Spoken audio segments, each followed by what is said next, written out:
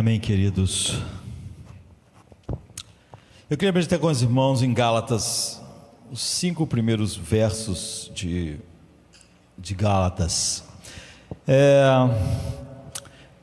Eu costumo, às vezes, escrever umas frases, e para isso você tem que pensar num assunto e se esforçar para pensar em poucas palavras um resumo daquele assunto.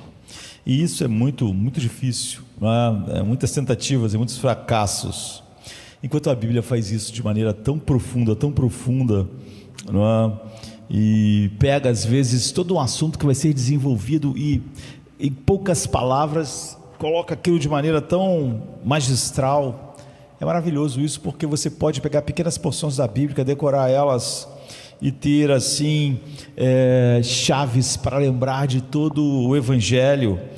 E esses 5 primeiros versos da carta aos Gálatas são assim, não é? É um tesouro que a gente deve guardar em nosso coração, para que em qualquer hora, nem sempre podemos estar com a Bíblia, podemos não estar amanhã, podemos estar em situações em que não temos acesso, podemos estar numa UTI, enfim. É bom ter esses resumos que providencialmente Deus nos deu para sempre podermos pensar em todo o Evangelho de uma maneira coerente, profunda e abençoadora, que traz paz, que traz vitória sobre medos. E é assim que esses 5 primeiros versos, então eu quero falar hoje a respeito desses 5 primeiros versos, se Deus quiser, agora e hoje à noite, falar a respeito do mesmo texto, como se fosse a continuação mesmo, porque não dá para, e assim deve ser difícil, pegar esse resumo maravilhoso que o apóstolo Paulo fez aqui, o Espírito, e tentar olhar assim algo disso. Então, se Deus quiser, hoje à noite vamos continuar falando a respeito disso. E isso é bom a gente lembrar, depois da pandemia aconteceu algo estranho. As pessoas desenvolveram um costume depois da pandemia, porque ficamos tanto tempo sem estar nos cultos, no Brasil todo. Eu acho que no resto do mundo isso já acontecia de alguma forma, no mundo de língua inglesa. As pessoas vêm no culto e não vêm no outro. É como assim, se o cara foi na missa, ele já cumpriu a obrigação espiritual. Nossa relação com Deus não é assim, não é, já orei de manhã, agora só preciso orar mais uma vez à noite e já cumpri minha vida de oração. Mas os domingos começaram a ficar assim, não é? Eu venho ao culto pela manhã e aí já estou livre para um certo entretenimento. A gente devia ansiar por esses momentos, e a gente realmente espera, não é, que a gente tenha essa sede de estar pela manhã, à noite, aproveitando ao máximo, como Paulo diz, aproveitem o tempo, redimam o tempo de vocês, aproveitem as oportunidades, para que quando elas vos faltarem, vocês não precisem dizer, por que eu perdi tantas oportunidades? Então nós devemos fazer isso, redimir o tempo, Paulo diz, ou seja, aproveitar cada oportunidade, porque os dias são maus. E diz assim aqui, Paulo, Gálatas 1, de 1 a 5, Paulo apóstolo, não da parte dos homens, nem por homem algum, mas por Jesus Cristo e por Deus Pai, que o ressuscitou dentre os mortos, e todos os irmãos que estão comigo, as igrejas da Galácia. Graça a vós e paz da parte de Deus Pai e do nosso Senhor Jesus Cristo, o qual se deu a si mesmo por nossos pecados, para nos livrar do presente século mau, segundo a vontade de Deus nosso Pai, ao qual seja dada a glória para todos sempre. Amém. É incrível essas pequenas frases aqui, e tudo é fundamental, tudo mostra algo que não podemos perder no Evangelho, ou perdemos o próprio Evangelho. No começo da carta aos Gálatas não ouvimos uma bênção serena, como às vezes vemos em outros escritos. A gente não tem uma introdução tranquila. Você vê que Paulo fala o seu nome, Paulo, apóstolo, e aí ele começa. E quando ele começa, a primeira palavra que ele diz é não. E não é um não assim, é tímido ou hesitante, mas é um não carregado de urgência, como se cada sílaba carregasse pólvora e ferisse o orgulho do mundo inteiro, e vai ferir. Esse não fere o orgulho de todo mundo, daquela igreja que se desviando do evangelho, e de todos nós. Paulo se apresenta como apóstolo enviado, ele começa, não de homens, nem por homem algum. Isso já vai dizer todo o tom da carta, e eu acho que é uma das coisas que nós mais precisamos ouvir hoje. O evangelho irrompe nesse texto, como eu disse, das maneiras mais profundas, numa pequena abertura, e ele irrompe como uma negativa, é um corte, é um rompimento com tudo o que é domesticado e produzido pelos homens, tudo que naturalmente é aceito pelo critério humano. Ele já começa dizendo, não por homens, não vou falar coisas que vão de acordo com a sua vontade, com acordo com o que a cultura pensa, de acordo com o que você pensa, não por homens. Essa é a primeira ideia que você precisa ter do evangelho. O evangelho é não por homens, nem por homem algum. Antes de qualquer explicação do evangelho, isso é fundamental para eles lá e é fundamental para nós. Antes mesmo de qualquer saudação calorosa, abraço, paz, o apóstolo estabelece uma fronteira intransponível entre o evangelho e a invenção humana, o evangelho e a opinião humana, o evangelho que o homem sente no coração. Ele começa dizendo que não é por homens, nem é ideia de homens, nem está aberto à opinião dos homens. E ao fazer isso ele está dizendo tudo. A primeira palavra funcional da carta é não, e talvez seja assim que toda a salvação começa. Talvez seja assim que todas as pessoas deviam começar a olhar para o evangelho. Infelizmente não é. É com um não ao velho mundo, um não à lógica do mérito, um não à lógica da sabedoria humana, um não às afeições naturais do nosso coração, um não à tentativa de domesticar a palavra de Deus a cada geração e torná-la acessível aos meus métodos, àquilo que eu acho que deve funcionar, aquilo que eu acho que não. O evangelho de Deus se anuncia antes como recusa, porque só assim você vai recebê-lo como uma dádiva.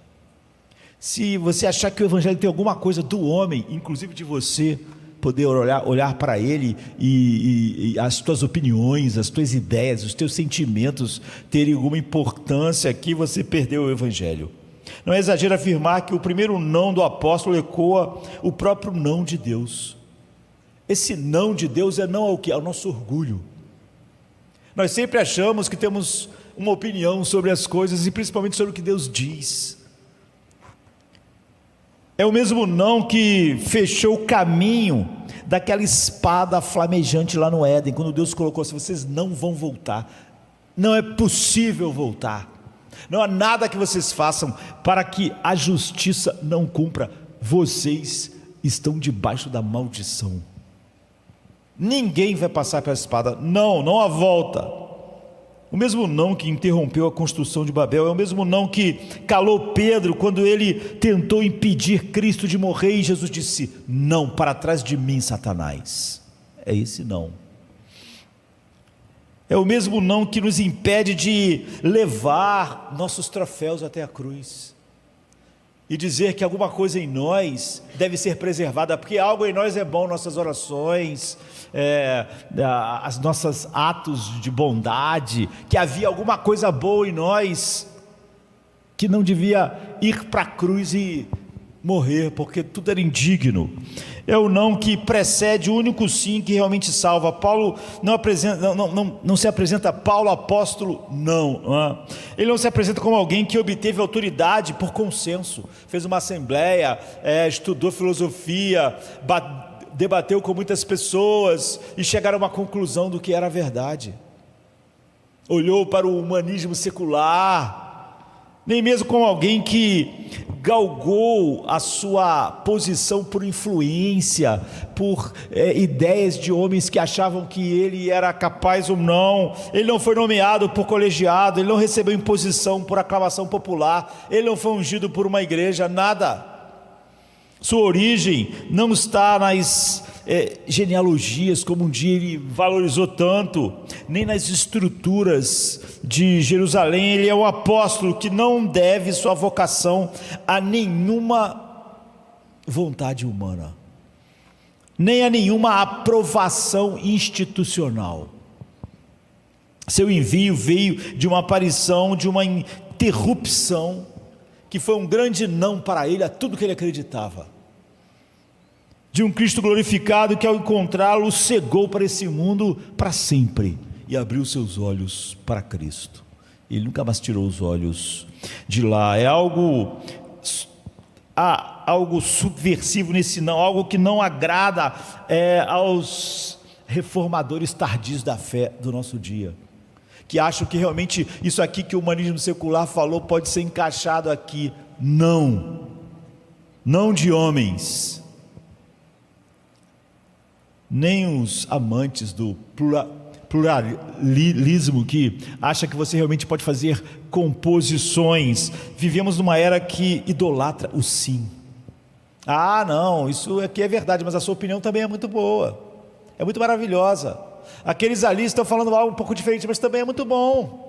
Sim, a gente ama o sim ao desejo, o sim à autoafirmação, o sim que edifica a minha autoestima. Nós adoramos sim, o sim à validação do que eu quero. Se eu quero algo, logo aquilo só pode ser o que Deus quer para mim, porque eu sinto que aquilo vai me fazer feliz.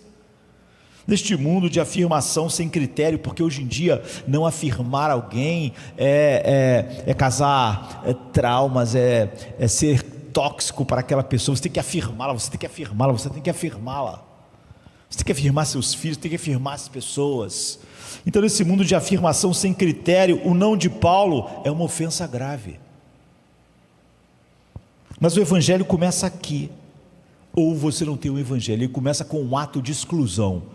Tire a sabedoria humana a partir da tua, tire suas ideias, não de homens, tudo que é de homens não tem nada a ver com o evangelho. Não porque Deus seja um tirano caprichoso, mas porque a verdade, há um paradoxo, ela é o que muda tudo, mas a verdade, em um sentido, ela é frágil demais para compartilhar seu trono com a mentira. Se você bota uma mentira, já não é mais a verdade.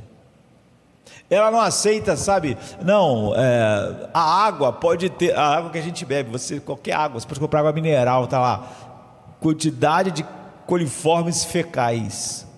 Tem coliformes fecais, não existe beber água sem coliformes fecais. A questão é se o coliforme fecal está dentro do limite que você pode ingerir ou não está. Mas ela não é pura.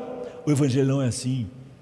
A verdade não pode ter quantidade de coliformes fecais da mentira. Não pode, não é mais a verdade. É um não. Ela precisa dizer não à verdade de Deus, senão ela desaparece.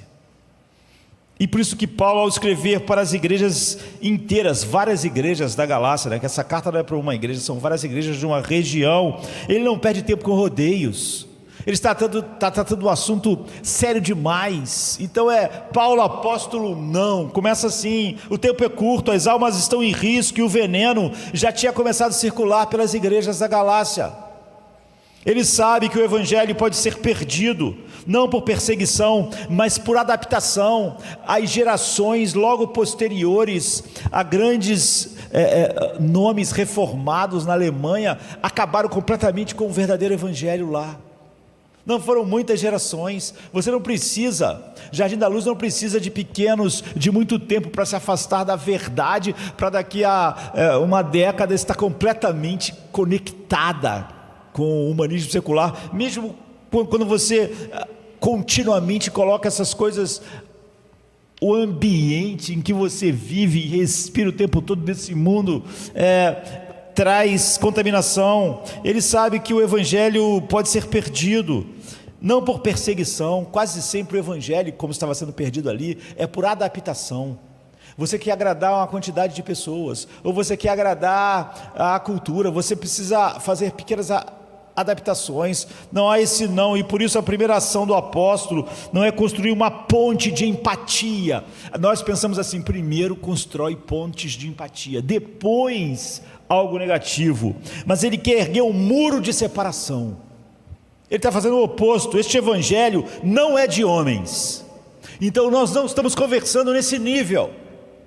Não queremos saber o que é a opinião da cultura, a opinião do humanismo secular. Muitas pessoas dizem para mim assim: mas você não acha que isso aqui no humanismo secular, isso aqui é bom? Eu acho que é bom. Eu acho que tem coisas boas, acho que tem coisas que funcionam, mas não é assim que eu avalio as coisas. Alguém poderia dizer assim: será que não há coisa boa no budismo? Não faz alguém meditar e ficar mais calmo? Talvez seja, talvez funcione assim. Está funcionando para muita gente. Mas o evangelho, a verdade de Deus não tem essa coisa: isso aqui funciona, mas e daí? Isso está de acordo com o evangelho? É o que Deus disse?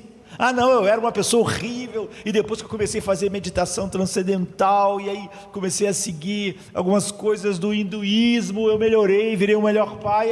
Isso é bom? É bom. Ficou um pai melhor? Ficou ótimo. E o hinduísmo? Continuou tudo errado. Você não pode pegar... dificilmente alguma coisa, tudo é ruim. Mas quando você pega algo, tinha algumas coisas boas na igreja das Gálatas, tinha, mas eles tinham saído do evangelho. Esse evangelho não é de homens. Dizer isso nos dias atuais é quase uma blasfêmia cultural. Como eu disse, cada sermão tem que incentivar as pessoas, fazer elas se sentirem bem. Por que isso? É psicologia secular. O homem não quer se sentir mal. Não é de homens. Como assim? Então o homem não tem voz?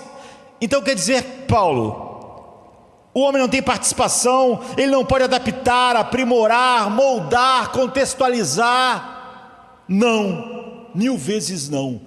Paulo, apóstolo não de homens. Nada que eu vou falar é sobre a opinião humana, sobre o que o homem pensa, que é bom para a alma, que é bom para o evangelho, que é bom para a cruz ter uma visão melhor para o mundo. Se o evangelho fosse de homens, ele seria como os outros sistemas religiosos, uma escada de méritos, uma plataforma de progresso espiritual, uma terapia para melhorar o que já existe, ou pelo menos para gerar aceitação quando eu conseguir entender o problema. Mas ele não melhora o velho homem, ele o mata. Esse não de Paulo é também um aviso pastoral para nossos dias, num tempo em que o evangelho se dilui em slogans publicitários, em que igrejas concorrem por relevância cultural e líderes vendem revelações como mercadoria de luxo, e precisamos de um não com urgência, onde até o vocabulário, você já viu como o vocabulário de hoje em dia é o vocabulário da psicologia secular? Tóxico, empoderado, sabe, essas palavras que viraram e que carregam todo um arcabouço de pensamento que nunca começou em Deus, nem termina em Deus. Um não que não vem do legalismo, nem da raiva, mas da fidelidade. Aqui, um não que expulsa o engano com amor, que está no coração de Paulo. Um não que salva das várias mentiras disfarçadas de fé que estavam na igreja naqueles dias. E assim, a primeira linha da carta: já não estamos mais no domínio da teoria. Não é uma teoria, ela não pode mudar, não pode ser reformulada, não é uma teoria humana, não de homens. Estamos diante de uma voz que rasga os céus e nos convida ao juízo e à graça, e não há outro lugar para se ir. Todas as nossas teorias vão estar debaixo do juízo, ou vamos estar debaixo da graça. Um evangelho que não pode negociar, nem ajustar, nem domesticar. Um evangelho que se encontra, que nos encontra caídos, mortos em nossos delitos e pecados, e nos levanta, mas sem pedir nossa permissão, para nos dizer a verdade, que estamos mortos, que não há nada bom em nós. Mas isso é terrível, isso não gera empatia, as pessoas vão se sentir mal. Então, se fosse de homens, era isso que seria pensado, mas não é de homens, porque a verdade, quando é de Deus, não se apresenta como uma proposta. Deus não faz propostas a nós, queridos. Vamos entrar num acordo, vamos fazer uma proposta, vamos negociar. Quais são as suas ideias? Vou dar as minhas, vamos chegar num ponto comum. Ele se impõe como realidade. Esse é o começo do Evangelho, um não divino que nos liberta. Se nós não queremos ouvir o não de Deus, não há mais nada para ouvirmos. Em segundo lugar, há esse corte epistemológico da graça. A frase de Paulo é mais do que uma autodefesa, é uma demarcação ontológica e epistemológica. Ao declarar que seu apostolado não é de homens, nem por homem, ele corta duas vezes fundamentais de como os seres humanos costumemente validam e transmitem o conhecimento, que é origem e mediação.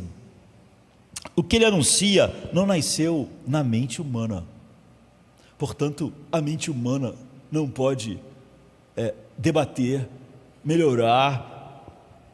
Isso não foi confiado a ele por meio de um processo humano. Paulo não disse, depois de muito meditar, de muito pensar, de ler muitos sábios e de ler os papas da alma, os papas disso e daquilo, os grandes mestres gregos, eu cheguei a uma conclusão. Não houve nenhum processo humano. O evangelho que ele carrega não teve seu ponto de partida em uma assembleia da igreja de Jerusalém, da tradição, nem transitou por filtros humanos até chegar ao seu coração. Ele é radicalmente outro. O evangelho que ele prega não tem nada a ver com o que Saulo pensava da vida. O homem Saulo de Tarso pensava totalmente diferente disso. Não é uma adaptação ao pensamento dele evoluído, ou melhorado, ou desenvolvido. Esse não chegou a ele como uma luz que o derrubou no caminho de Damasco. Não. Trata-se então de uma ruptura. O evangelho rompe com as fontes naturais do conhecimento. Nenhum conhecimento antigo de Paulo está no evangelho. Ele disse, não de homens, nem por homem. E isso por si só já seria escandaloso o suficiente para o nosso tempo. Um tempo em que a confiança na razão humana é idolatrada. Se amanhã a ciência falar alguma coisa sobre a alma, todo mundo está pronto a abraçar, mesmo que aquilo contradiga completamente o que Deus disse. E depois, no movimento pendular, não é? Que você acaba substituindo pela idolatria do sentimento. Me senti bem, então isso é bom. Me senti mal, então é mal. É difícil, porque o evangelho nunca chega fazendo as pessoas se sentirem bem. O homem tem que chegar no final de si mesmo, na falência total, como se ele fosse um defunto podre num túmulo. Primeiro confiamos que poderíamos alcançar todas as verdades pela mente. É por isso que a gente continua achando que nossa mente pode contribuir, porque naturalmente nós achávamos que já podíamos chegar à verdade com os nossos próprios raciocínios. Agora confiamos que elas, na nossa geração, não nascem apenas da mente, mas dos nossos corações. A coisa é o seguinte, isso faz eu me sentir bem, mas o evangelho, vindo não de homens, nem por homem, desmente ambas idolatrias, de que a verdade pode ser achada com a minha mente, com o meu pensamento profundo, ou com o que eu sinto no meu coração. O de homens aponta para a origem, como se o conteúdo do evangelho pudesse ter sido gerado a partir da experiência humana, da busca moral, das minhas afeições, do que eu sinto, da meditação filosófica, da minha espiritualidade. Mas Paulo diz, não, a boa nova não foi descoberta por sábios. nem foi descoberta por profetas, nem por santos em contemplação, em oração, em meditação, orando e jejuando, até que a verdade veio. Não veio assim. Ela não surgiu das perguntas do homem. O homem nunca perguntou nada a Deus que trouxesse o Evangelho. O Evangelho surgiu das respostas de Deus para perguntas que a gente nunca tinha feito e nem ia fazer. Já o por homem, que é a segunda coisa, ataca a mediação. Mesmo se admitíssemos que Deus tenha falado, talvez, dizem alguns, ele o teria feito por meio de um sistema, uma autoridade, um colégio de mestres, uma revelação coletiva, consensual, de várias pessoas, que desenvolve ao longo do tempo e se aperfeiçoa com o progresso moral da humanidade e do pensamento. Mas Paulo diz também não. Ele recebeu diretamente de Cristo. A opinião dele não foi pedida. Cristo trouxe para ele diretamente o Evangelho, todas as respostas que ele nunca tinha perguntado. Não houve nenhuma mediação, foi encontro, foi convocação, foi imposição soberana. O Evangelho é uma invasão na nossa vida.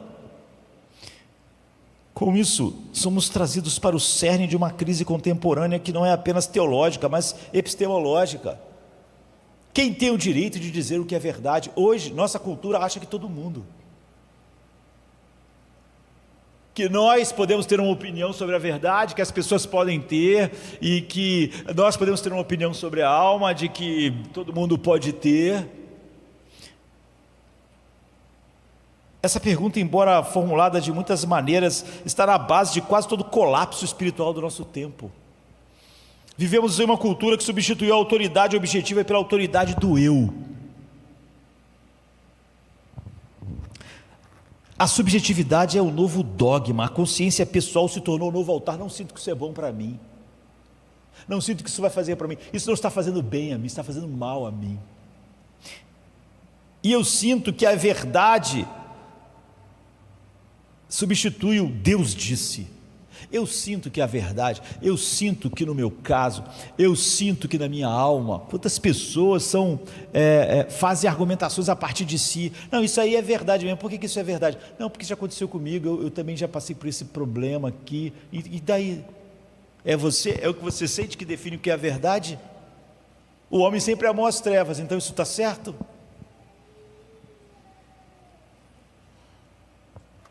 Esse deslocamento é tão sutil quanto devastador. Antigamente, quando uma pessoa se sentia mal diante da mensagem do Evangelho, ela concluía o quê?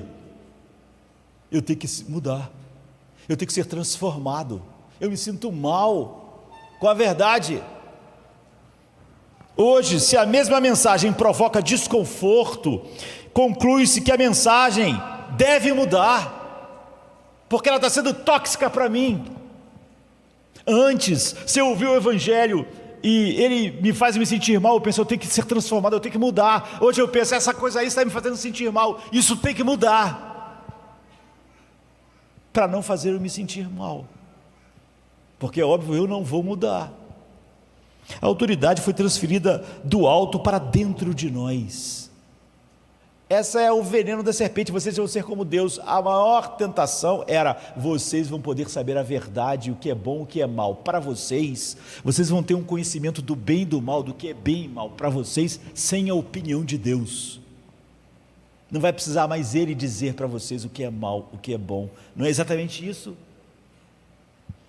Contra essa avalanche, o apóstolo se ergue como uma rocha antiga, não por nostalgia, mas por convicção, não por dogmatismo simplesmente, mas por fidelidade. O que ele recebeu, ele não inventou. O que ele recebeu, ele diz, não é minha opinião, não é como eu pensava, não tem contribuição minha. O que ele pregou, ele diz, eu não adaptei a alguns lugares, a algumas pessoas. E é por isso que ele fala com autoridade. Sua autoridade não vem da sua eloquência, nem da sua moral ilibada, mas da sua vocação sobrenatural e da verdade que não tem nada a ver com ele. Ele não é um pensador cristão. Paulo não é um filósofo da religião, um expert na alma. Ele nem é sábio entre os homens, ele é um mensageiro.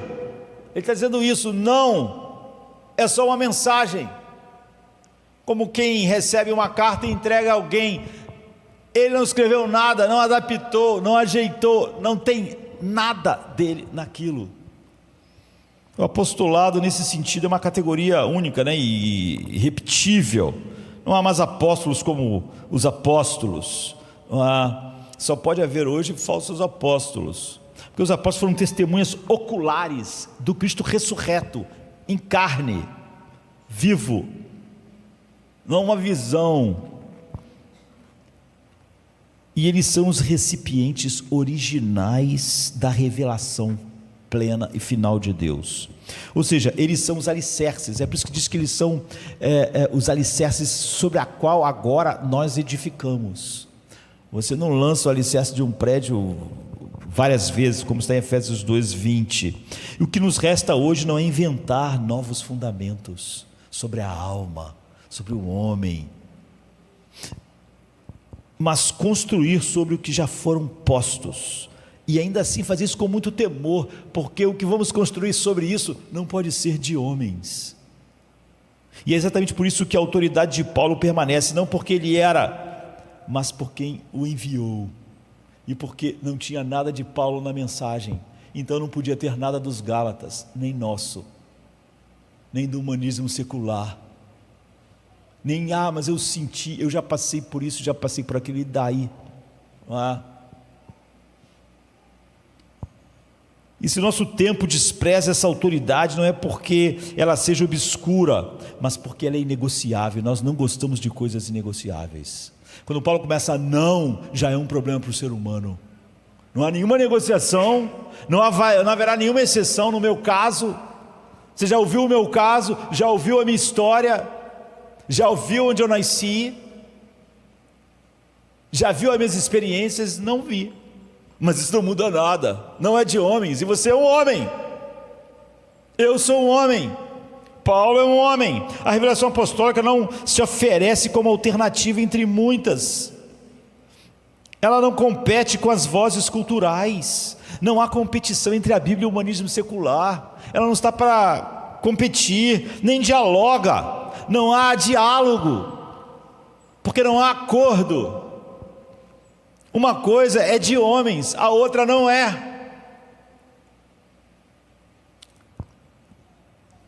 Ela fala como quem veio de outro mundo, de tal maneira que o Evangelho, como essa voz que veio de outro mundo, não tem nada nesse mundo nela, e não há nenhuma discussão entre ela e o mundo.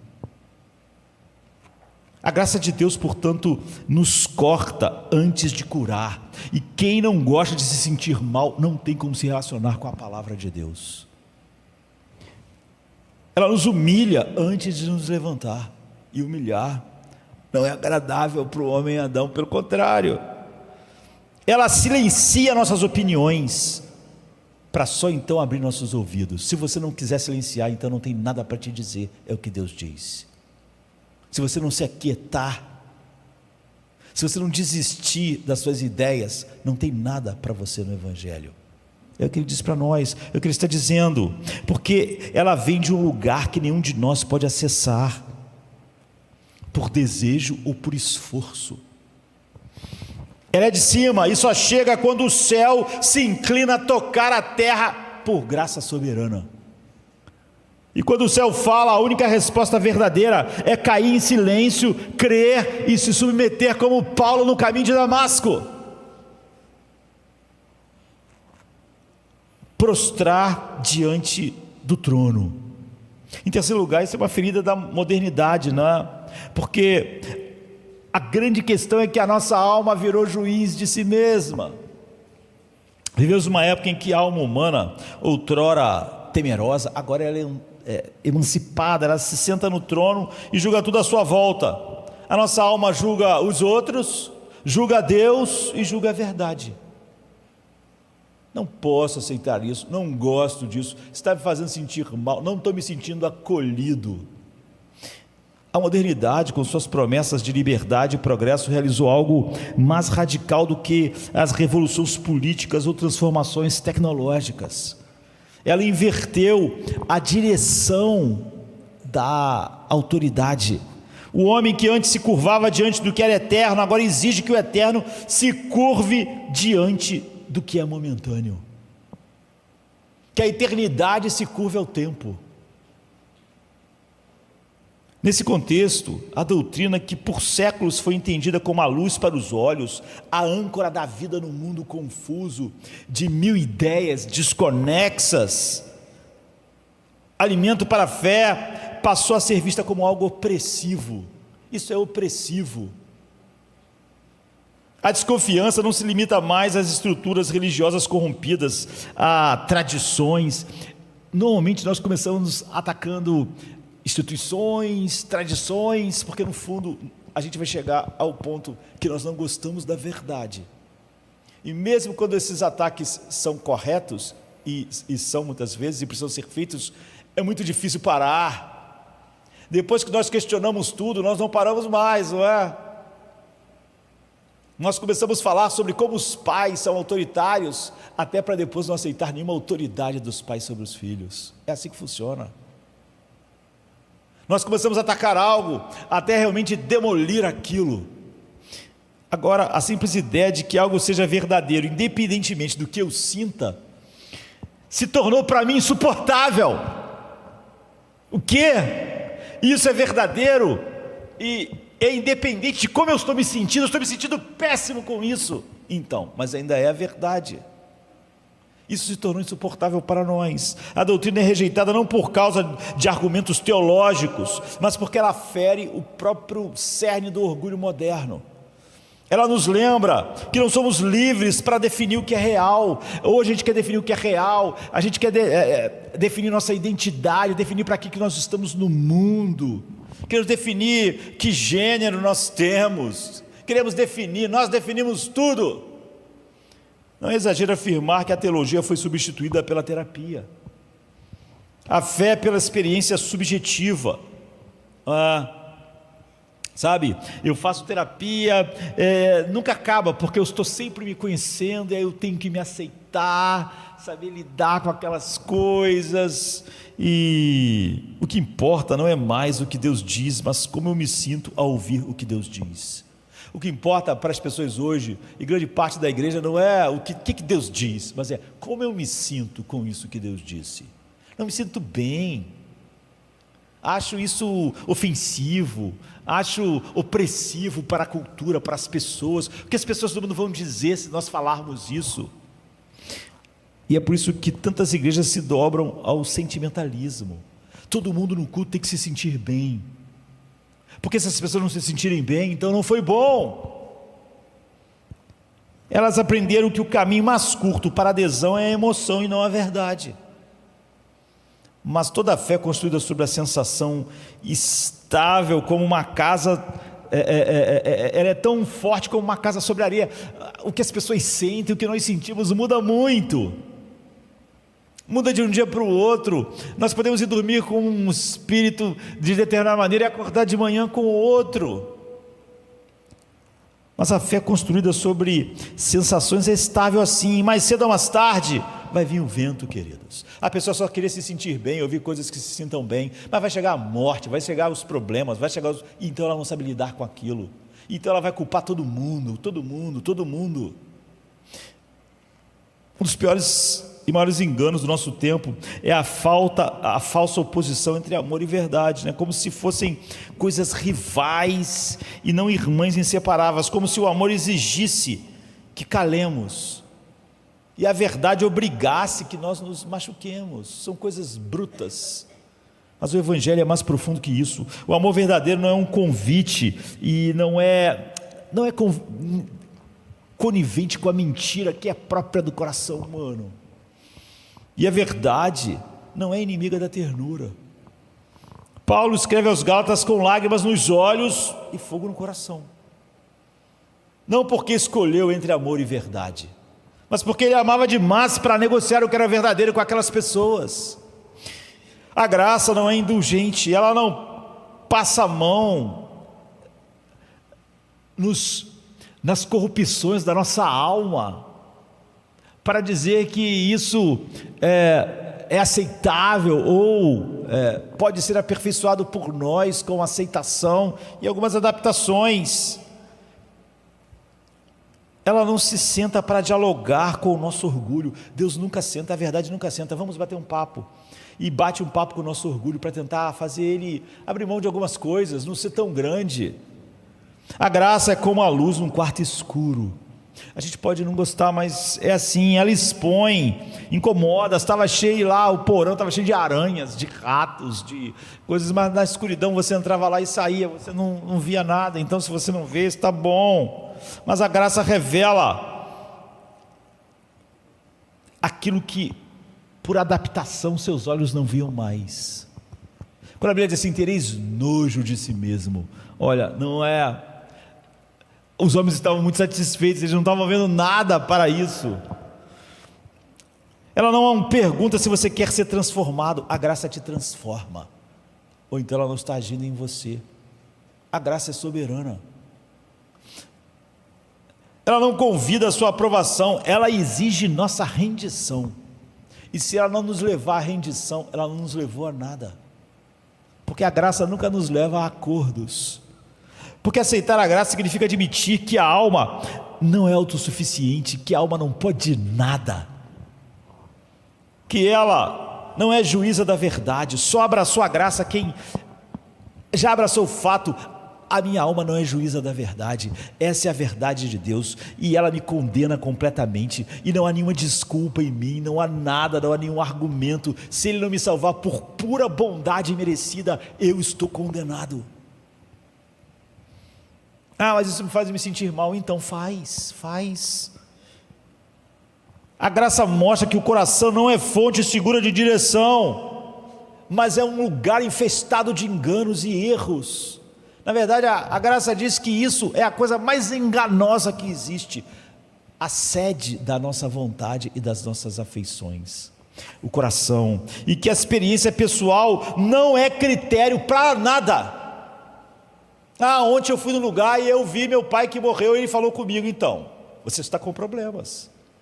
O fato de você contar isso como uma experiência não mudou a verdade a respeito.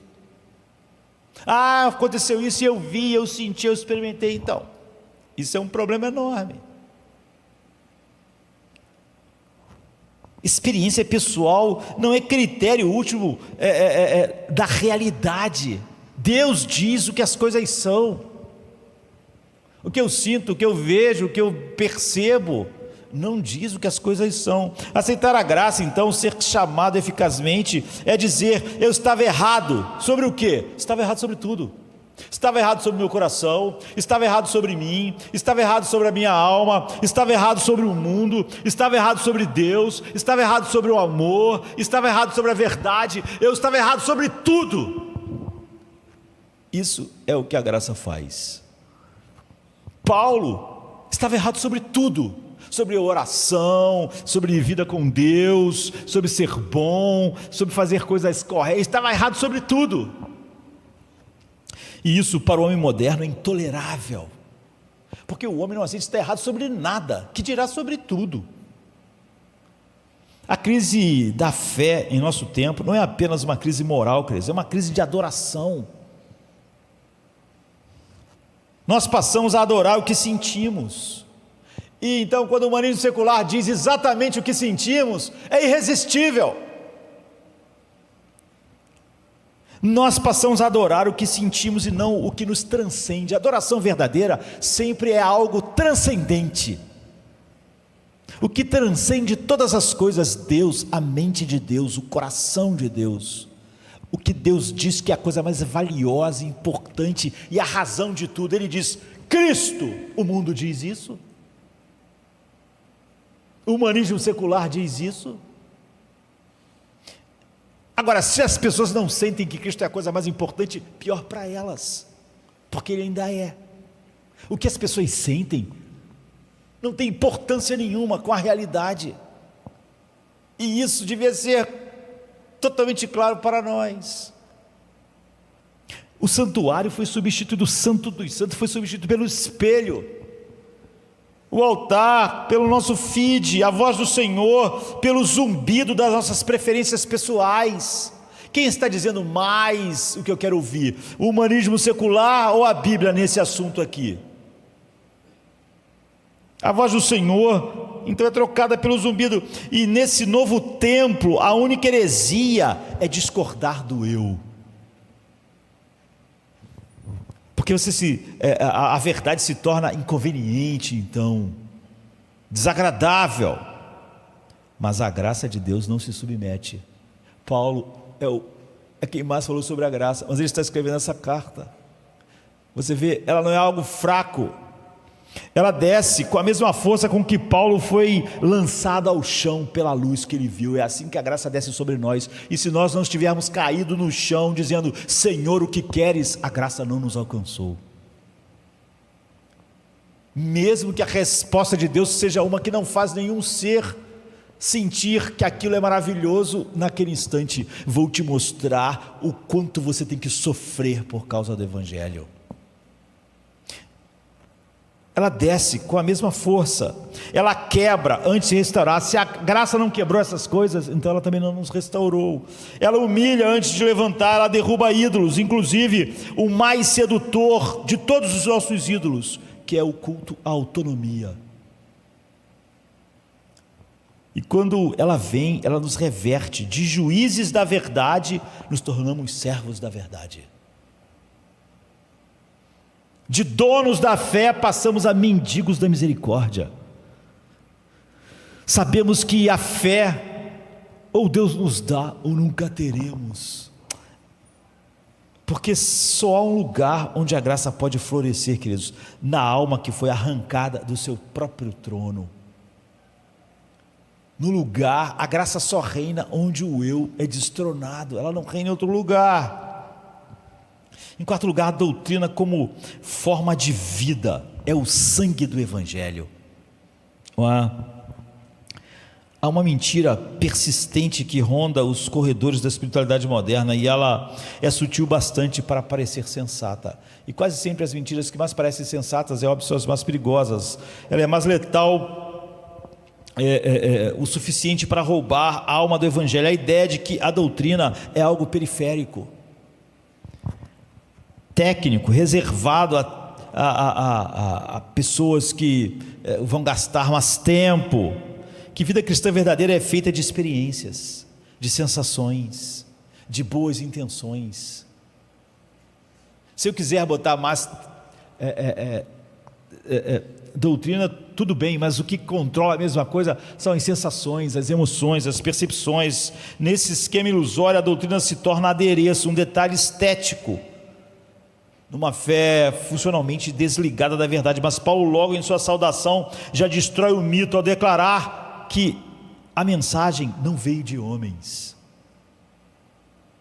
A colocar essa primeira palavra, nem por poder algum, mas de Jesus Cristo, de Deus o Pai. Ele está dizendo que o Evangelho não é apenas um chamado espiritual, é algo revelado.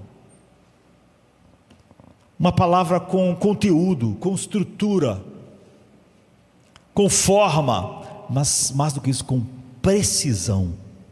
De tal maneira que se os Gálatas se afastassem dessa precisão, eles não estavam mais no Evangelho.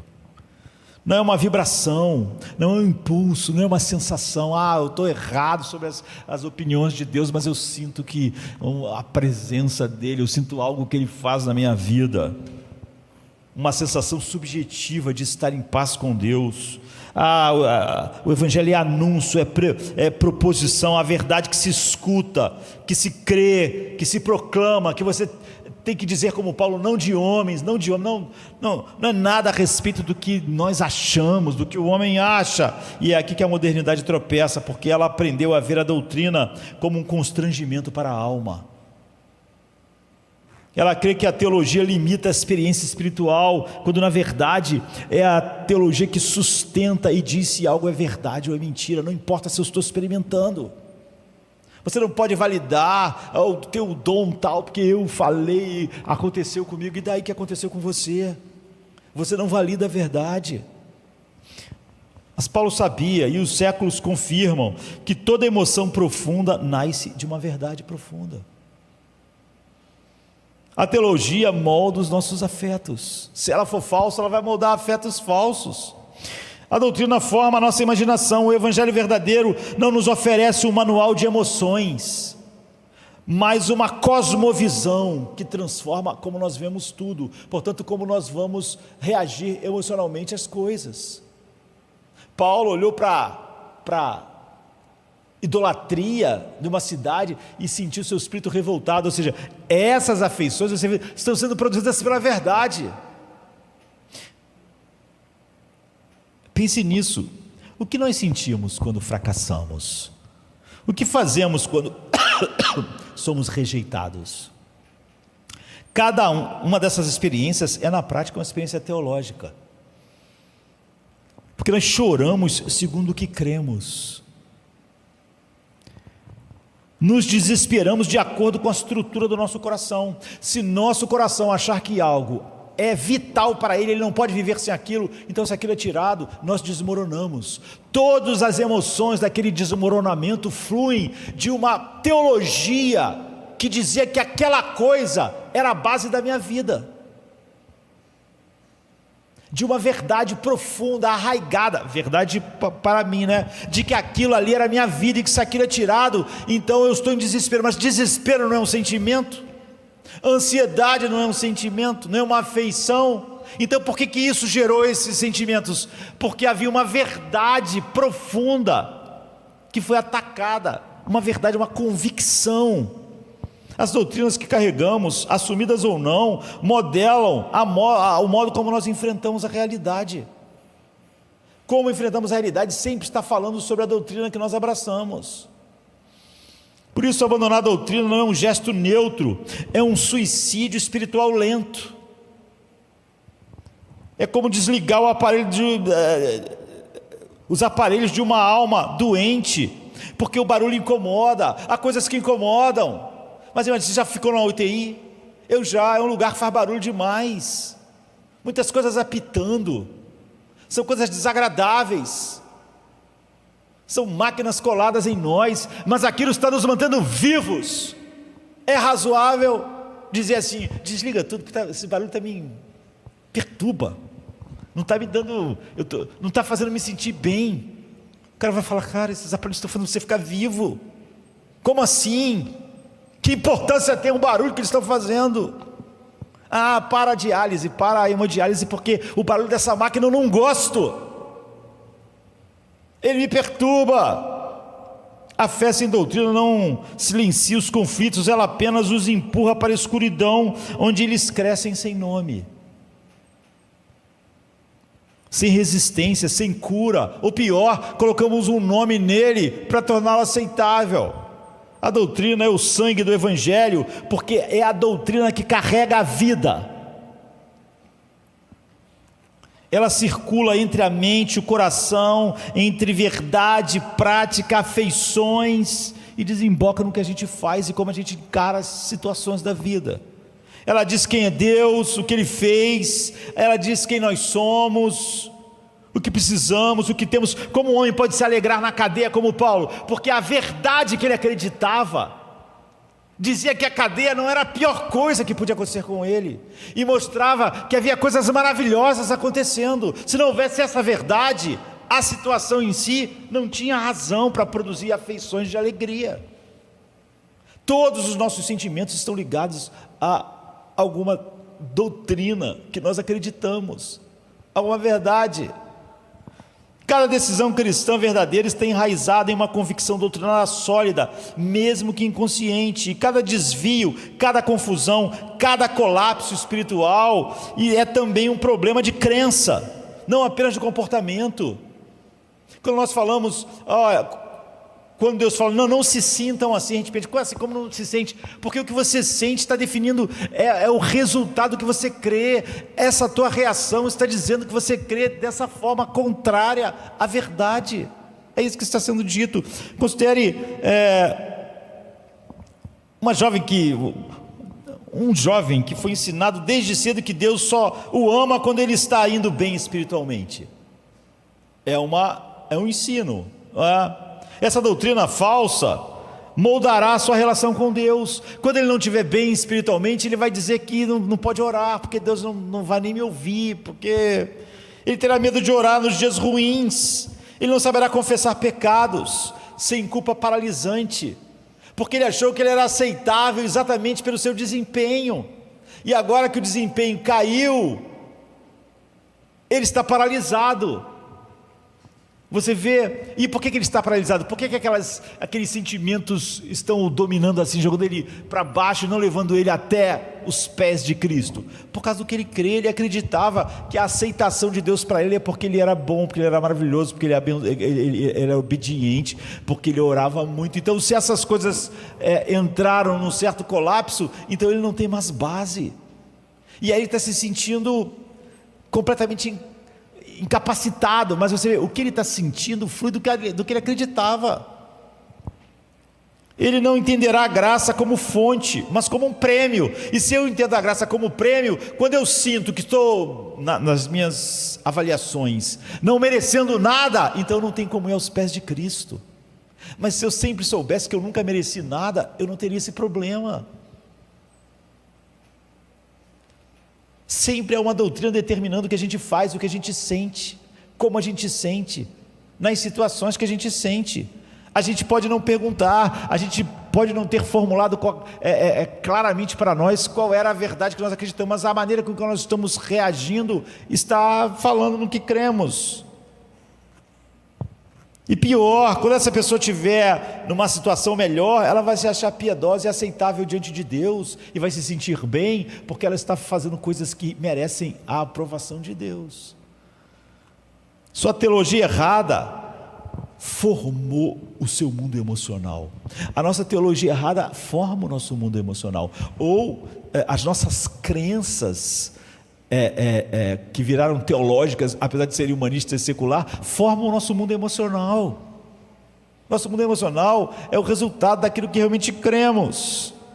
Suas lágrimas, seus silêncios, suas rotinas foram doutrinariamente moldados. Alguma doutrina está moldando isso. Como são essas lágrimas? Como são, mesmo sem perceber? Ou pense em um homem que acredita, sem jamais ter dito em voz alta, que sua identidade vem ele nunca disse, é isso que a minha identidade vem do meu sucesso profissional. Ele nunca disse, mas essa é a doutrina que ele acredita. E ele pode então frequentar a igreja, citar versículos, orar com eloquência, mas quando ele perder o emprego, o mundo acaba. Porque ele não tem mais solo para pisar. Ele realmente podia dizer que Jesus é a rocha dos séculos, mas esse não era o chão que ele pisava, e agora ele não tem chão, ficou sem chão, não porque ele faltou espiritualidade, mas porque faltou a verdade que gera as afeições corretas. A doutrina de que somos aceitos em Cristo e não por nossos resultados, a doutrina que nossa herança está nos céus e não nos nossos extratos bancários, ou não no nosso histórico de saúde, a doutrina que a graça nos sustenta mesmo quando o mundo nos abandona. É isso que faz, quando o mundo abandona, o cara ter a reação certa, porque realmente a sua alma foi dominada pela verdade de que quando o mundo abandona, Deus não nos abandona. Mas se nós não, essa verdade não é verdade para nós, quando o mundo nos abandona, nós não temos mais nada. Essas coisas não são acadêmicas, são vísceras, são carne, são espírito. Uma doutrina não é apenas um conceito, uma doutrina é um caminho espiritual que nos leva dia após dia para a presença real de Deus ou para a distância de Deus. Isso porque Paulo inicia essa carta com teologia, porque a vida depende dela como o corpo depende do sangue. Cada sentimento nosso, cada afeição nossa, cada lágrima, cada resposta estará ligada à doutrina. E depois Paulo vem: Cristo se deu, ou seja, a entrega como o verbo mais alto aqui. Entre todas as frases que ele poderia colocar aqui na abertura, para conter a essência do Evangelho, poucas brilham com o peso, a beleza de uma que parece simples, que se deu a si mesmo. Ela está ali discreta, né, como quem sussurra uma verdade enorme, cósmica, mas nela se concentram fios entrelaçados de eternidade e cruz. Não é uma metáfora, não é poesia, é o centro do universo numa frase. Como eu disse, é difícil isso, mas a Bíblia é cheia de coisas assim. É o coração de Deus colocado em forma de carne e exposto em madeira, que deu a si mesmo. Não é uma introdução teológica, simplesmente é um rompimento ontológico mesmo. O eterno agindo no tempo, o inacessível se tornando tocável, e o santo se oferecendo por pecadores. O Evangelho não começa com um convite, nem com um conselho. O Evangelho começa com uma entrega que ninguém nunca pediu.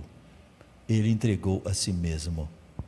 E não qualquer entrega, ele se deu. Ele, aquele que existia antes do mundo, aquele por meio do qual o mundo foi feito e para quem as coisas foram feitas, ele se deu a si mesmo, não em parte, não um gesto, não um símbolo.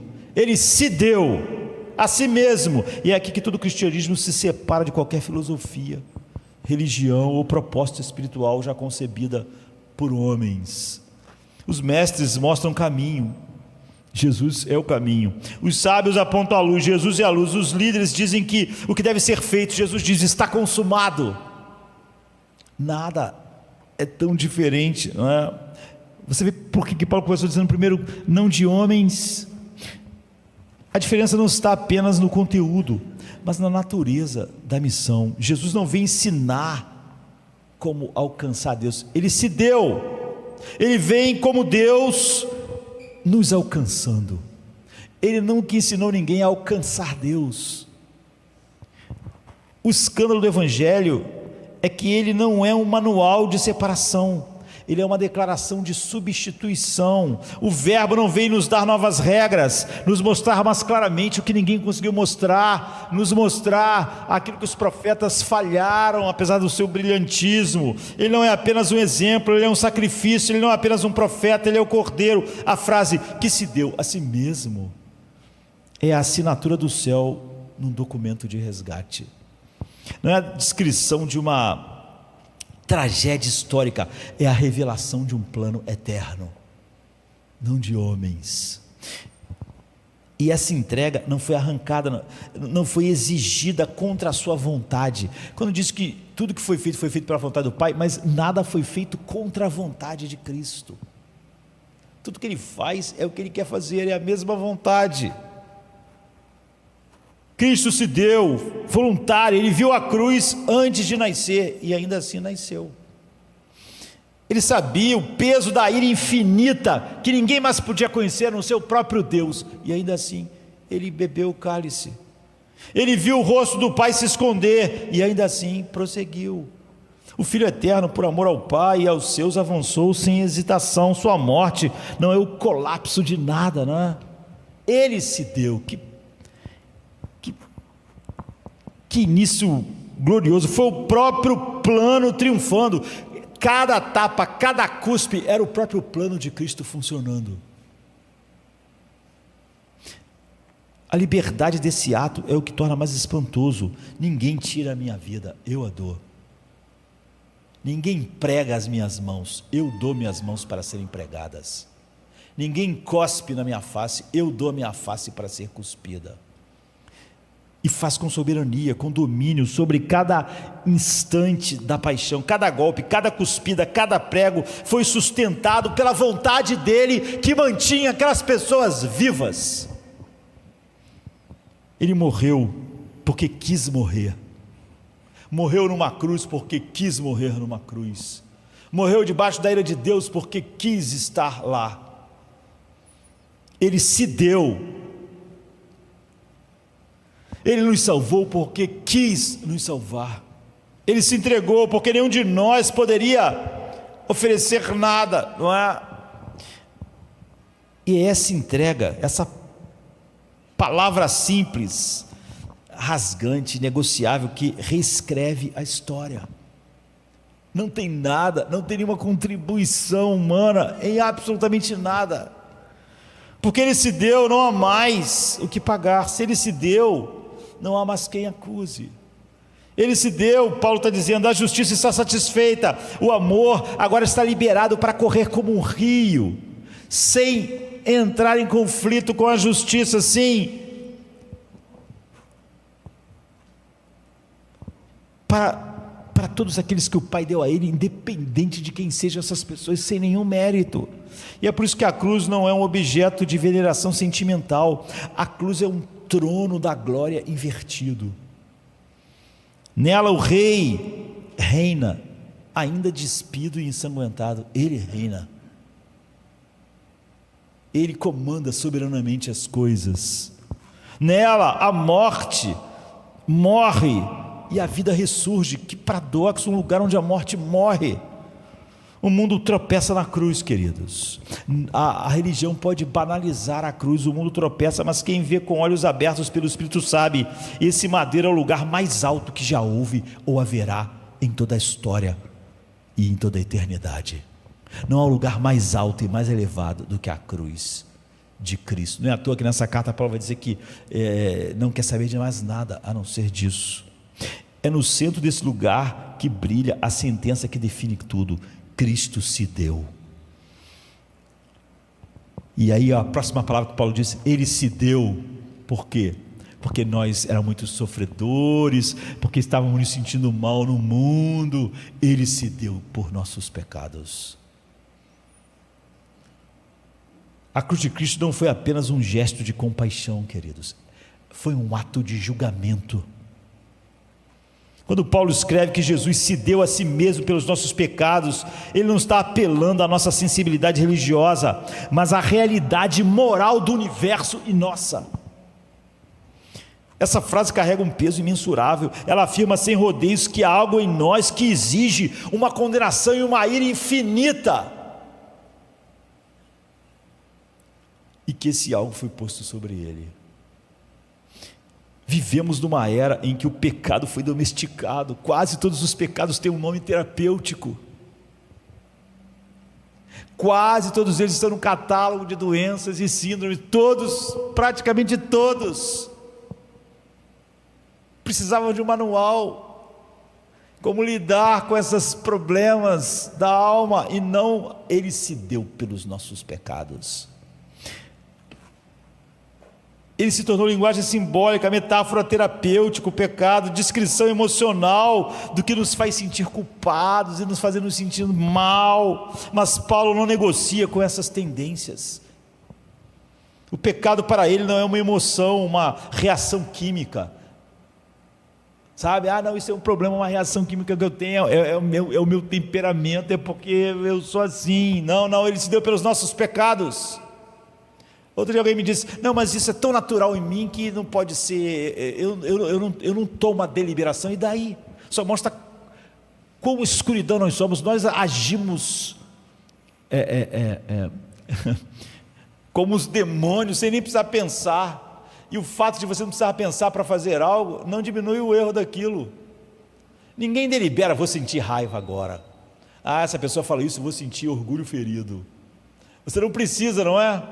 Isso não diz nada bom a seu respeito. O fato de nós podermos pecar tão naturalmente, que parece que aquilo sai de tal forma que não é um ato que eu decidi. Então é a sua natureza se expressando. O que é pior do que se fosse algo que não fazia parte da minha natureza, mas que eu decidi simplesmente fazer. Não é uma abstração, é uma acusação formal. Ele não é apenas o que sentimos de errado. O pecado não é o que você sente errado na sua vida, mas o que objetivamente é errado diante de um Deus infinitamente santo. Não importa como você se sinta a respeito disso. A afirmação pelos nossos pecados não é uma confissão estética, é uma transferência judicial. Se os problemas da sua vida não são pecado, Jesus não se deu por isso. Vire-se. Ele se deu pelos nossos pecados. O que Paulo diz, e o que o Evangelho sustenta, é que a cruz foi o lugar do juiz supremo e o lugar onde ele pronunciou a sentença em tudo que nós somos culpados. E ele executou isso em seu próprio Filho. Se o que você tem não estava lá, então ele não executou em Cristo, e você vai ter que se resolver com Deus. O Calvário não foi apenas uma tragédia histórica, foi o tribunal do fim dos tempos trazido antecipadamente. Se isso que está em você, que ofende Deus, você diz que não é pecado, que é dar um nome terapêutico, então isso não foi coberto com o sangue de Cristo. Portanto, será um problema muito grande chegar diante de Deus com isso e tentar convencê-lo de que, apesar de não haver o sangue de Cristo sobre isso, isso é algo aceitável para Ele. O dia da ira desceu com todo o seu peso, não sobre os que mereciam, mas sobre aquele que não conheceu o pecado e que o Pai deu a ele um povo para experimentar até o fim, aquilo até que fosse esgotado. Cristo não morreu apenas para nos inspirar, nem para nos comover, nem para curar alguns dramas da nossa vida. Ele morreu para nos substituir. Ele substituiu. Tudo que ele substituiu está quitado. Se ele não substituiu algo, então não está. Ele se deu pelos nossos pecados. Quando você tira o pecado de ser pecado, então ele não se deu por isso. Ali naquela cruz se encenou o maior paradoxo já testemunhado: justiça e amor colidindo da única forma em que eles não anulem um ao outro. Deus nunca vai derramar o seu amor sendo injusto, e nunca vai ser justo sem derramar o seu amor, mas não existe outro lugar onde ele possa fazer isso, a não ser na cruz de Cristo. Dizer Deus e amor não ajuda você em nada, nem a mim, nem a ninguém. Deus só pode nos abençoar no lugar onde o amor e a justiça se achegam um ao outro, sem um se chocar com o outro. Porque se Deus tivesse perdoado sem punição, então ele não é justo nem santo. Mas se ele não amasse, ele não tomaria o lugar de quem merece só a punição dele. Na cruz a justiça foi plenamente satisfeita e o amor foi plenamente revelado, e não há outro lugar. Se ele não se deu pelos meus pecados, ou se há coisas em mim que são ofensivas a Deus, mas que eu insisto em dizer que não é pecado, então ele não se deu por aquilo. O pecado não foi ignorado, nada. Deus não deu outros nomes, Deus não deu um jeito de contornar as coisas como nós gostamos de fazer. E nós não fomos condenados, fomos amados, e só a cruz pode fazer essas duas coisas. A substituição é o centro do Evangelho, não é uma ideia opcional, um detalhe teológico, é a própria estrutura da Boa Nova. Cristo não morreu conosco, ele morreu em nosso lugar. Ele se deu pelos nossos pecados, ele não foi nosso companheiro de sofrimento, ele não veio nesse mundo para ser solidário à nossa dor. Ele veio para ser nosso representante debaixo de dores infinitas. O castigo que nos traz a paz estava sobre ele, e se o castigo de algo em você, porque você diz com a modernidade que aquilo não é algo que ofenda a Deus, então o castigo daquilo não caiu sobre ele. Vai cair sobre quem? Ele nos absorve, ele se torna maldição para que a bênção viesse a nós, e por isso cada gota do sangue é justiça satisfeita, e ao mesmo tempo é gotas de amor escorrendo. O mesmo sangue que grita culpado, o sangue de Jesus grita a nossa culpa infinita, grita que tipo de ser nós somos aos olhos de Deus. O sangue dele grita isso, grita: vocês são objetos de uma ira infinita.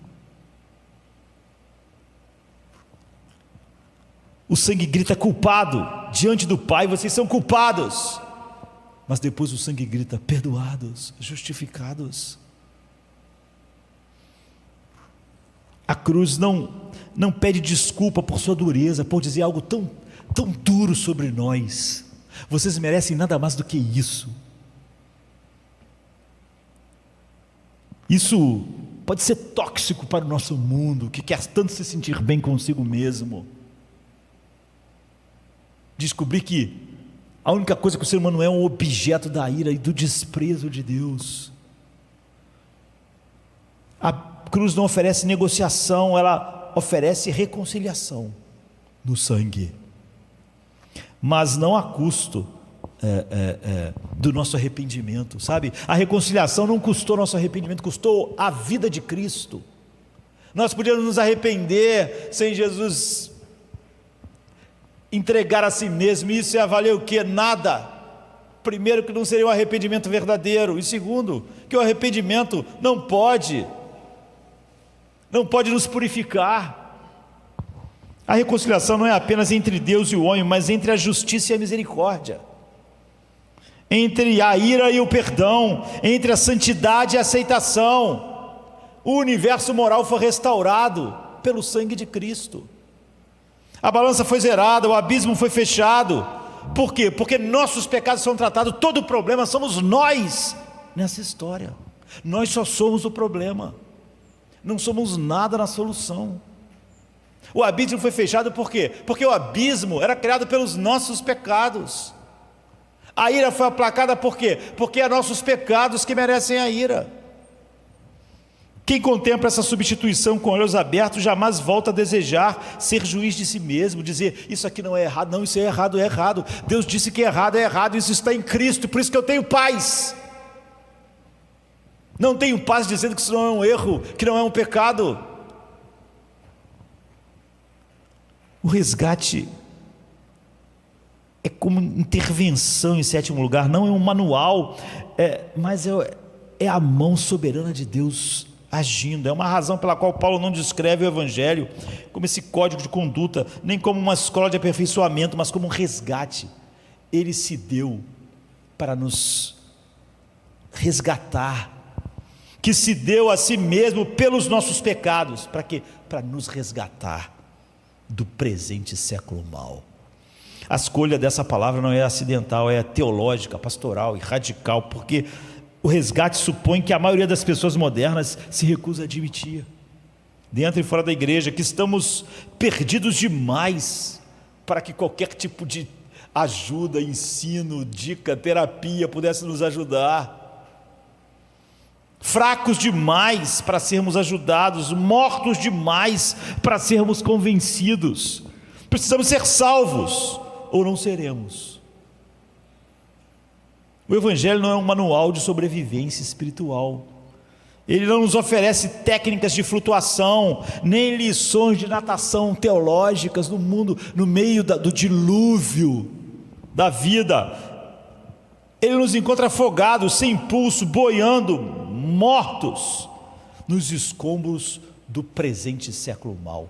Ele deu a si mesmo para nos resgatar do presente século mau. E diz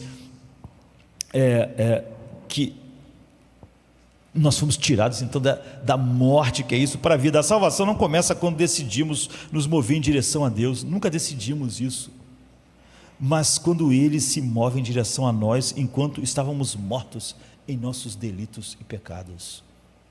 A imagem que Paulo constrói não é de um mundo neutro, nem de ambíguo, coisas boas e más.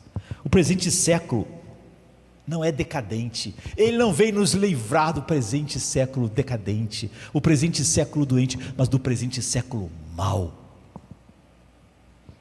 Não por causa de um pessimismo cultural exagerado, mas porque este mundo está em rebelião estrutural contra o Criador. E o que é pior, o presente século mau, e nós estávamos completamente em casa nele. Por quê? Porque nós nos sentimos totalmente em casa no presente século mau? Porque somos maus. Não éramos náufragos no oceano e Deus veio nos salvar. Nós estávamos perdidos no século mau que nós adorávamos. A linguagem de resgate destrói qualquer ilusão de meritocracia espiritual. Não fomos salvos por termos discernido algo melhor. Nós fazemos parte do século mau, não discernimos nada. Fomos arrancados das trevas, mesmo quando amava. Ele nos tirou do império das trevas, mas nós amávamos as trevas. É o que ele mesmo diz. fomos arrancados, não de algo que odiávamos, mas que amávamos. A salvação é uma mão que desce antes que sequer possamos levantar a nossa, jamais levantaríamos, não achávamos que precisávamos ser livres do século mau, achávamos que devíamos nos dar bem no presente século mau. E é por isso que a imagem bíblica de graça é tão humilhante. Ela não nos convida a colaborar, ela nos ressuscita, ela não busca quase salvos, ela revive absolutamente perdidos. E essa verdade dói. Não há como juntar nenhuma parte dela ao humanismo secular. Dói porque o orgulho ainda tenta se agarrar a um papel, mesmo pessoas no meio da igreja tentam se agarrar ao papel de que de alguma maneira elas participaram disso, mesmo que mínimo, na própria salvação. Nós queremos encontrar algumas das nossas digitais, mas Paulo não oferece espaço para isso. Ele diz: Cristo nos resgatou, não nos ajudou a escapar, não nos ajudou a fugir, Ele nos resgatou. Não cooperamos, não ajudamos. Já viu alguém sendo resgatado? É que normalmente a metáfora tem dificuldade, porque quando alguém está lá no buraco lá, a pessoa caiu no vulcão lá, vai ser resgatado, ele não tem como ajudar, tem que descer lá e amarrar ele, trazer ele para cima. A diferença é que ele não ama ficar lá. Fomos levados para fora de um mundo que ainda tenta nos puxar de volta, e um mundo em que nós estávamos completamente de acordo com aquilo que Deus chama de presente século mau. O presente século mau não se apresenta como inimigo, era o nosso conforto, era o nosso lar, era onde nos sentíamos bem, entendíamos sua linguagem. Até hoje achamos que o presente século mau pode nos ensinar sobre nossas almas. Uma água que, eu diria, é aquela água morna em que você adormece até morrer afogado. Não é desagradável para nós. A cruz então se ergue como um gesto máximo dessa intervenção. Ela não é um gesto simbólico, nem um teatro divino. Nós éramos parte do século mau, deste mundo mau. Ele estava em nós, dentro de nós, era o nosso amor. É o braço estendido de Deus até o mais profundo abismo, é a força irresistível da misericórdia contra o peso esmagador do desespero, é a queda de braço entre a vida e a morte. Nós não entramos na queda de braço, não tínhamos como, já estávamos mortos. Quem foi resgatado sabe, não há glória em ter sido salvo, só gratidão. Não há medalha para quem afundou no presente século mau com amor por tudo aquilo que desonra a Deus. O Evangelho não é uma instrução para melhorar, esse grito, e esse grito foi dado do alto de uma cruz.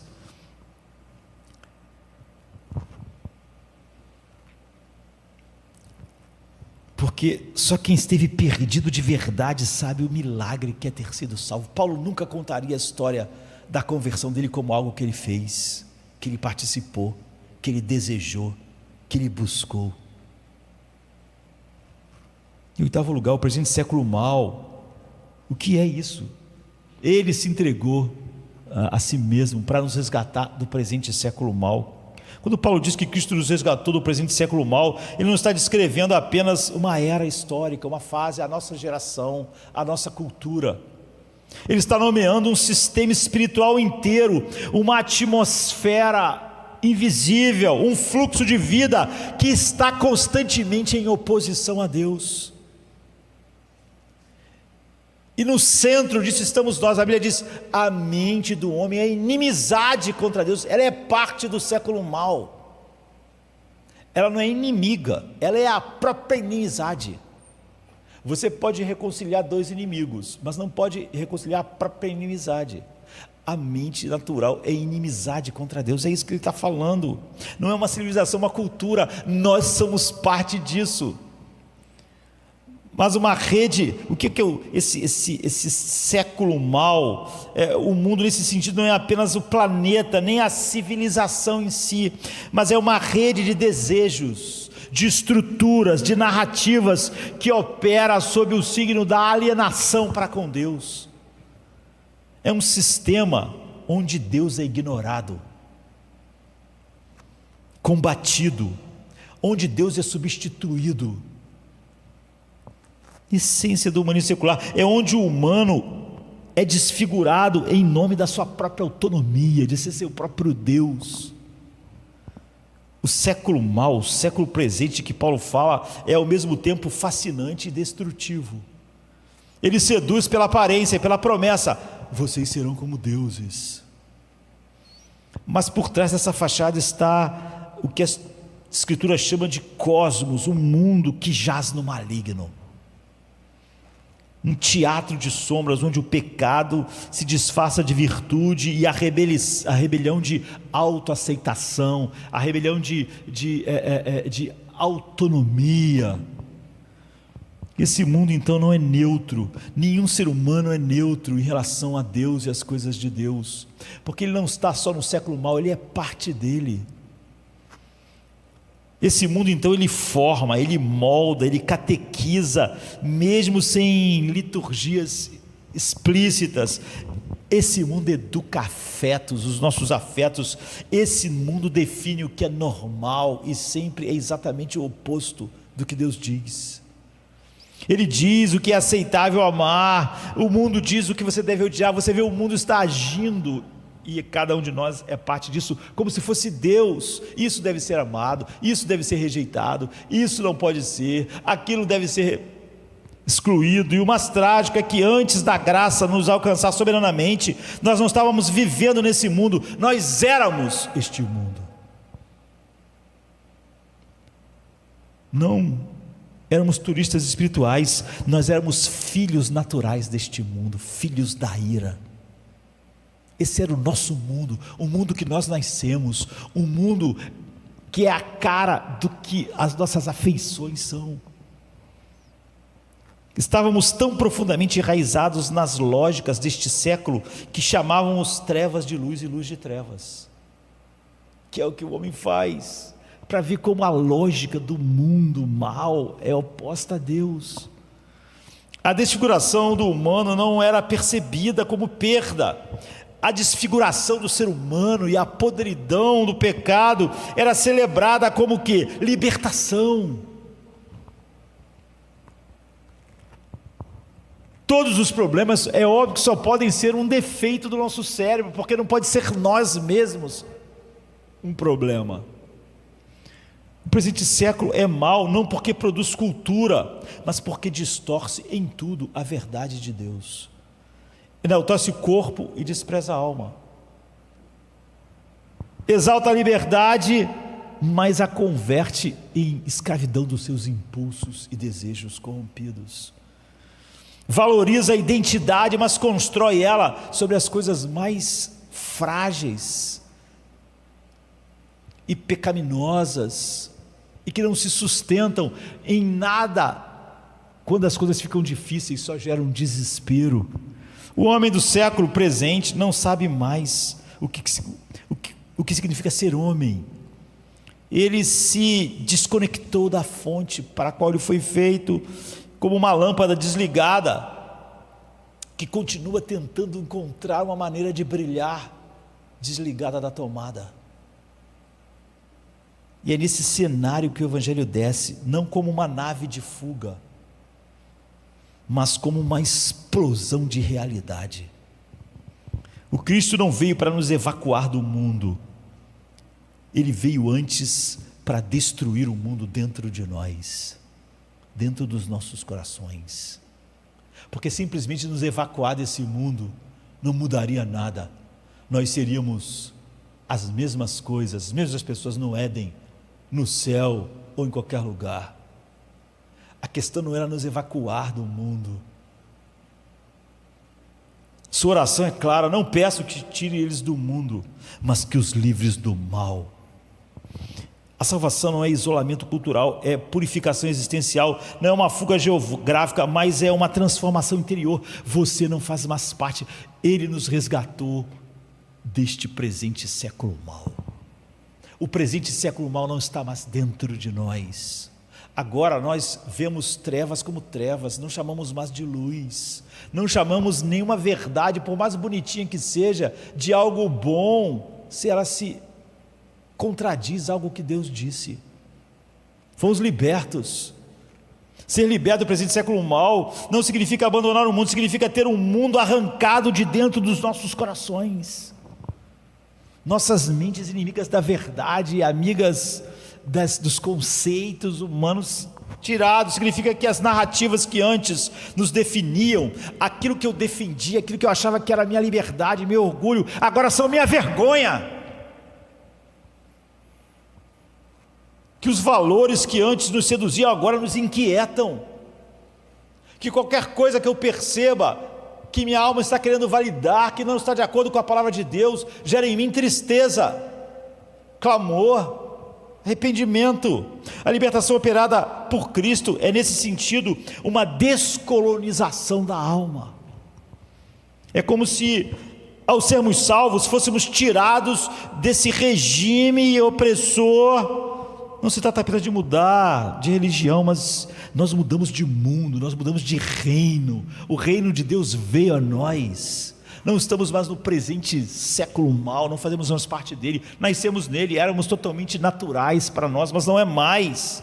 Um novo Senhor governa, uma nova lógica comanda, uma nova bússola, uma verdade que produz outro tipo de afeições diante das mesmas circunstâncias. O Espírito nos dá olhos para ver que antes achávamos belo, é monstruoso. Quando ele diz tereis nojo de vós mesmos, é por quê? Porque era aquilo que eu me orgulhava, era aquilo que eu achava maravilhoso, era aquilo que eu achava que era aproveitar. Agora eu olho para aquilo e eu tenho nojo, porque aquilo não é só onde eu estava, era o que eu amava, era o que eu era. O que antes me parecia liberdade, agora eu vejo que era o meu grande cativeiro. E ainda que o mundo continue existindo à nossa volta, a sua música já não faz mais nós dançarmos. O seu idioma agora soa estranho para nós. Nós não conseguimos entender mais a sua linguagem. Seus triunfos não são vistos como triunfos para nós, não nos atraem, não nos formam, não nos dão identidade. Ainda estamos aqui, mas realmente não somos mais daqui.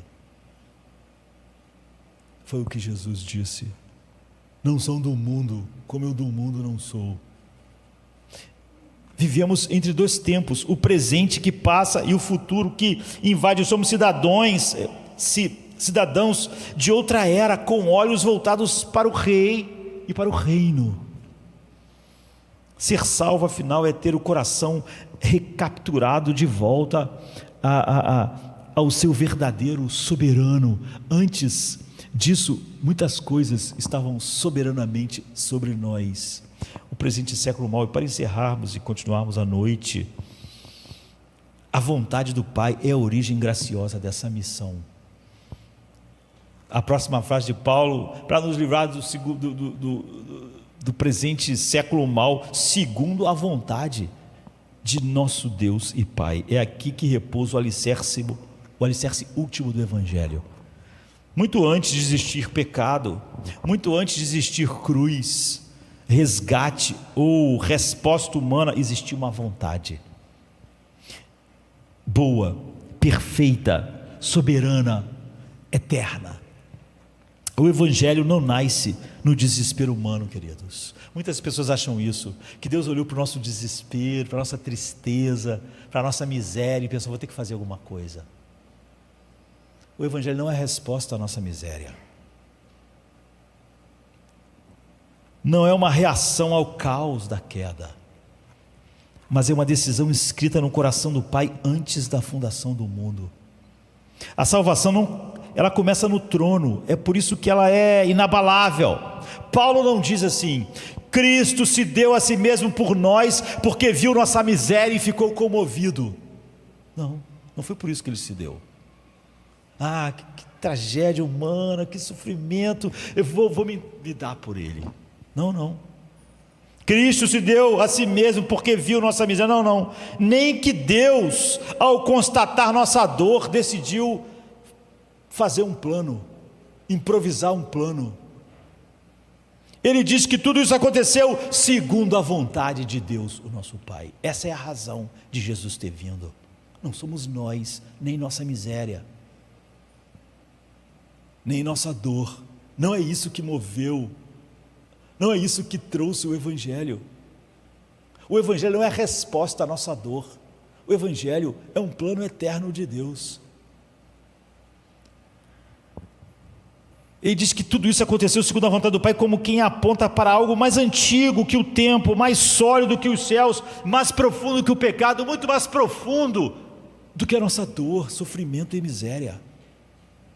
Nossa dor não é a origem do Evangelho, não é a origem do plano de Deus. A cruz não é um acidente trágico, é o drama cuidadosamente orquestrado por uma mente infinitamente sábia, por um amor infinitamente livre, eterno pelo seu Filho, e que tem um plano para glorificá-lo e nos inclui soberanamente. E que conforto há nisso, queridos. Saber que a nossa salvação não foi produto de simplesmente um plano B de compaixão por causa da dor e da aflição, mas uma resposta apressada à catástrofe. O Cordeiro foi morto desde antes da fundação do mundo, Apocalipse 13:8. A vontade do Pai precede a queda e por isso ela pode superar qualquer culpa. Como não foi a culpa que Deus está tentando resolver, mas é um plano eterno, então não pode acontecer nada dentro do plano que seja maior do que o plano. Ou seja, se tivesse acontecido um acidente, uma desgraça, e a miséria e a dor e o sofrimento fizesse ele fazer um plano, o plano podia funcionar ou não, porque o plano era uma reação à miséria, à dor, ao sofrimento. Mas como não é assim, como a origem é a glória de Cristo, então tudo que está no plano, inclusive a minha culpa, não pode ser maior que o plano. Não pode haver uma culpa maior do que Deus pode redimir. Antes que nossos pecados surgissem para nos condenar, a vontade graciosa do Pai já estava determinada a redimir. Portanto, a culpa não surgiria se ela estivesse além do que Deus pudesse fazer. Essa vontade é o ponto de partida de toda a economia da salvação. A Trindade, em sua unidade de propósito, se movimenta em perfeita harmonia. O Pai envia, o Filho entrega e o Espírito aplica. O Pai deseja a redenção de um povo para mostrar a glória infinita do seu Filho. O Filho compra esse povo com seu sangue. O Espírito sela esse povo com a presença contínua divina neles, garantindo de que aquilo vai acabar como Deus determinou. Já tem o selo. A salvação não é obra de um departamento celestial, é o projeto integral da comunidade trinitária. Por isso toda tentativa de reduzir o Evangelho é uma iniciativa humana de fé, de resposta à decisão, falha não apenas teologicamente, mas existencialmente. Porque se a salvação dependesse ainda que minimamente de nossa vontade, ela estaria partindo já perdida, segundo a vontade de Deus, o nosso Pai. Nossa vontade, deformada pela queda, nunca buscaria Deus verdadeiro. Só podemos buscar, mesmo quando buscamos Deus, um Deus que inventamos. Como mortos espirituais, não entendemos e nem estendemos mão, permanecemos na nossa inércia morta. Mas foi a mão do Pai que se moveu. Não se moveu porque aconteceu uma tragédia e, cheio de compaixão, ele tentou fazer alguma coisa. Ele tinha motivos muito maiores do que aqueles centrados em nós. Creio que a salvação nasce da vontade de Deus, é mais do que ortodoxia, simplesmente mas é o consolo supremo. Se tudo isso começou porque ele queria chegar a um ponto, então não há como não chegar no ponto que ele determinou.